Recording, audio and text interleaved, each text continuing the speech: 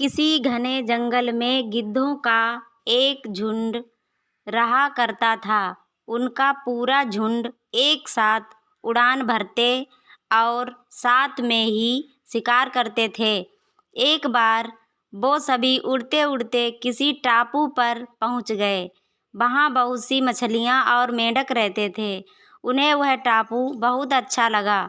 उसके खाने पीने और रहने की सारी सुविधाएं उस टापू पर मौजूद थीं। सभी गिद्ध उसी टापू पर रहने लगे। अब उन्हें शिकार के लिए कहीं भी जाना नहीं पड़ता था। सभी बिना किसी मेहनत के भरपेट भोजन करते और उस टापू पर आलस में जिंदगी जीने लगे।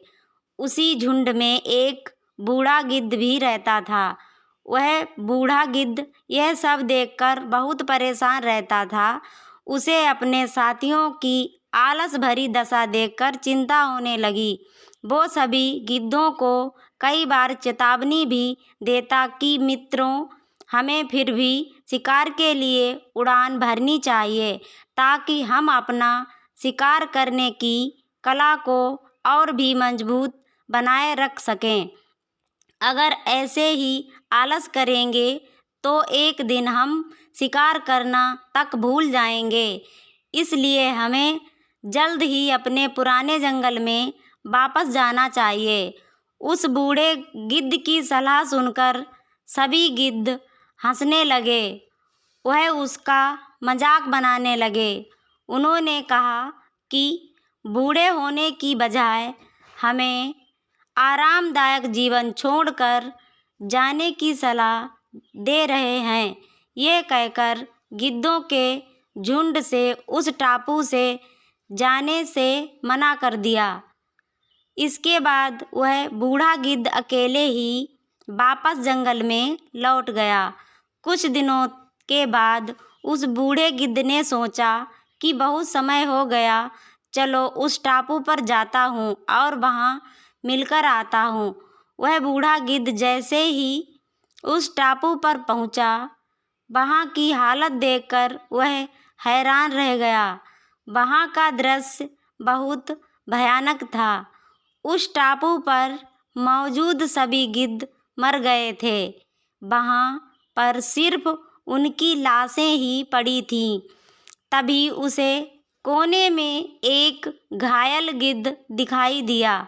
वह उसके पास गया और वहाँ की हालत के बारे में पूछा। उसने बताया कि कुछ दिन पहले इस टापू पर चीतों का एक झुंड आ गया था, जिन्होंने उन पर हमला कर दिया और सबको मार दिया।